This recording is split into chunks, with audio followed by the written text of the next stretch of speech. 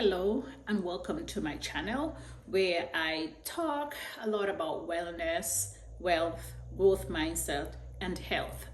And in today's topic, I wanted to share some of the old-fashioned things that I have done or I stayed doing, even though I have moved from the Caribbean and I am living in America. So one of the things that I have never really gotten into was the mall. I think growing up in a small island, we've never had a mall growing up in St. Kitts. So if you needed something to purchase, you would go to the city, into the town, you buy it and you're home. And so even though I have been living in America, I am not a big mall person, so I think that has helped me a lot in not buying because I don't see it. Now, I'm gonna be honest.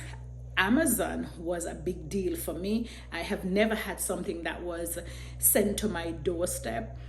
And so sometimes without thinking, I would purchase something from Amazon. Of course, I'll get it the next day. I've already worked on that and know that it's a lot of money because whenever I get that daily text from Wells Fargo, it's showing me that, hey, I purchased this and I purchased that. And a lot of things that I found that I was purchasing was basically for somebody else or in hopes of. It's not that I really needed it. I saw it, it was on sale, and I said, I think this might be able to fit this person, or I think that this is going to be good for that time, but it didn't necessarily mean that I needed it then. And so I have to stop myself and say, no, you don't need it. It's a want. And then other persons I've also listened to, they would say, put it in your cart. And if you still need it a couple of days when you go back to your cart, then you purchase it, because a lot of times you really don't need it. So that's one of the things that, even though I live in America, I try to stay away from the shopping, the malls. I try to just say, okay, if I'm going to a particular place, I need an outfit, I will try to get that. And as I said, maybe this is the old-fashioned way, but this is still one of the things that I still do unto this day. I still meal prep.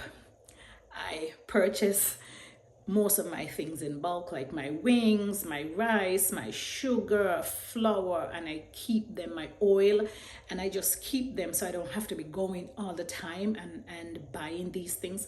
Even my Lactaid milks, I go to BJ's and I will buy like 6 at a time. I'll put them out in my freezer, and then as the time is coming up where one is completing, then I will bring it in and put it in the fridge and let it defrost. Over time, I shake it up and it tastes just the same. But that's because I don't want to be going to the store back and forth all the time. So these are my little frugal tips that I do. I still do laundry probably once a week, and that's also because I normally work 4 to 5 days a week, and so I set my time, and this is my laundry day, and then I will do a whole bunch of laundry and fold my clothes and put them away. Again, this may be the old-fashioned Caribbean girl that's still in me, where I don't come home from working the week and put on a set of laundry. And everybody do what works best for them. I'm just saying what works best for me. To me, I find that I save on detergent that way, and also because I'm making bigger loads instead of just doing a small load here and a small load there. So that's one of the things that I have done and is still doing to help me to stay focused with what's going on in this economy now. So if you found that you've gotten anything at all from this video, can you just let me know? And if you got any other tips, share them. It's always nice to hear what other people have done, is doing to help them, because I think in this trying times that we're going through, we need each other. We have to band together because we have to live. We are alive and we have to live. And I always say at the end of the day, right, your health matters. So you still have to eat. You still have to eat, and you have to eat well. Sometimes it amazes me when I see so many persons who are diagnosed with like anemia, and I would ask myself, in a country of abundance, in America where we have so much, I am not sure why you have so many anemic persons.